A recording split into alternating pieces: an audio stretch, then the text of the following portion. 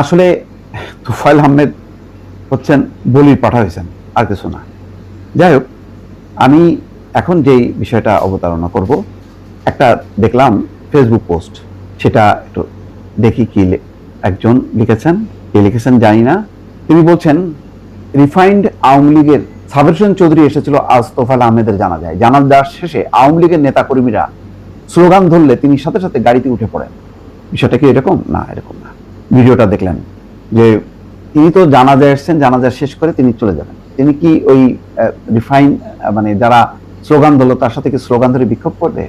এই মূর্খতার পরিচয় দিলে ভালো তো। তারপর দেখেন তিনি সাথে সাথে গাড়িতে উঠে পড়েন। লোকজনের ভিড় ঠেলে যারা ওনাকে গাড়িতে উঠিয়ে দিল তাদের মাঝেও অনেকে গ্রেপ্তার হয়েছেন। সব মিলিয়ে গ্রেপ্তার সংখ্যাটা 50 ছাড়িয়েছে। কিন্তু সাবের হোসেন চৌধুরী বুক চিতিয়ে দাঁড়িয়ে কোনো কর্মীকে গ্রেপ্তারের হাত থেকে বাঁচানোর চেষ্টা করেন নাই। বরং তাকে দেখে যেই শত শত লীগের নেতাকর্মীরা একটু সাহস পেয়েছিল, স্লোগান ধরেছিল শেখ হাসিনার নামে, তারা উল্টো আঘাতপ্রাপ্ত হলো, অ্যারেস্ট হলো শুধুমাত্র তার নীরবতায়। মানে সে দোষী। সাবের হোসেন চৌধুরী বিরাট দোষ করছে। আমরা যতই বিএনপির ইশরাক হোসেনকে শেমিং ব্লেমিং করি না কেন, খেয়াল করে দেখবেন বিরোধী দলের অনেক আন্দোলনে তিনি তার কর্মীদের পুলিশের হাত থেকে ছিনিয়ে নিয়ে আসতো। কর্মীদের প্রতি তার যেই টান, কর্মীদের প্রতি তার যেই দায়িত্ববোধ ছিল, এটাকে সাবের হোসেন চৌধুরীর কাছ থেকে পেলাম আমরা।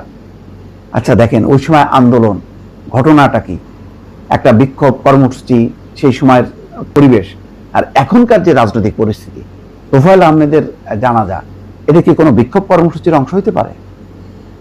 এখানে কিছু মূর্খ আওয়ামী লীগ কর্মীদের হলো এটার পরিণতি হয়েছে। এখন যে রাজনৈতিক পরিস্থিতি, এই পরিস্থিতিকে মোকাবেলা করার জন্য আপনাকে যথেষ্ট কৌশলী হইতে হবে, আপনাকে আত্মশুদ্ধ হইতে হবে।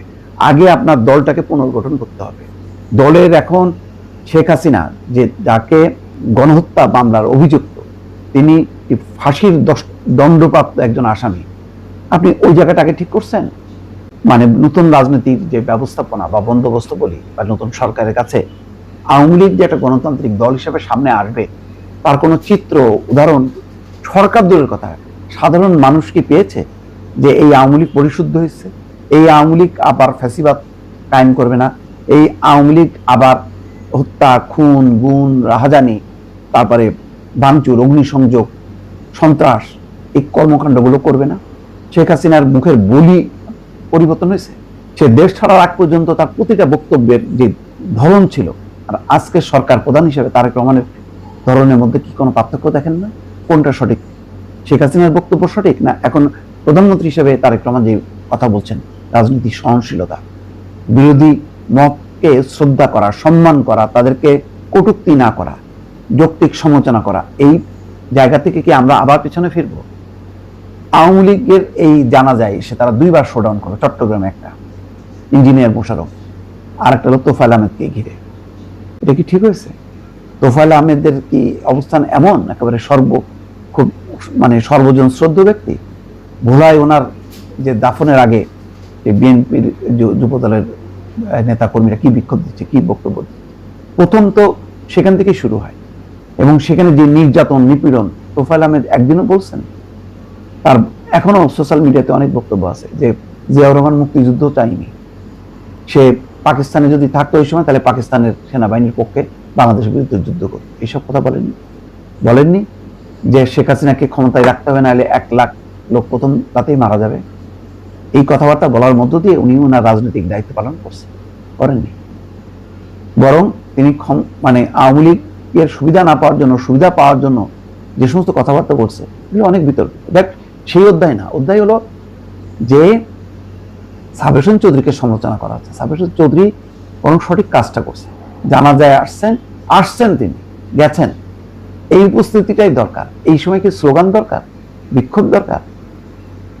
এই কাজটা করে তো আরো উস্কানি দেওয়া হলো সরকারকে যে আমাদেরকে অ্যারেস্ট করো, আমাদের কার্যক্রম বন্ধ যেটা আছে ওটাই থাকুক। কৌশল পরিবর্তন করতে হবে, অত সোজা না। 15 বছর যে পাপ করছে আওয়ামী লীগ এবং তার সহযোগীরা মিলে, এটা এত সহজে এই এখন ক্ষমতায় থাকা ক্ষমতাসীন দল এবং বিরোধী দল, জনগণ কেউ কিন্তু ভুলবে না। সুতরাং সেটা মাথায় রেখেই চিন্তা করতে হবে। যদি মনে করে যে না, আমরা আগে সঠিক ছিলাম, মাঝখানে একটা ষড়যন্ত্র করে আমাদেরকে উৎখাত করা হয়েছে, এই ধারায় যদি চিন্তা করে আওয়ামী লীগের নেতাকর্মীরা বা আওয়ামী লীগের শীর্ষ মহল যে শেখ হাসিনার বিকল্প নাই, পরিণতি ওই একই রকম হবে, ঠাঁই হবে না বাংলাদেশের মাটি।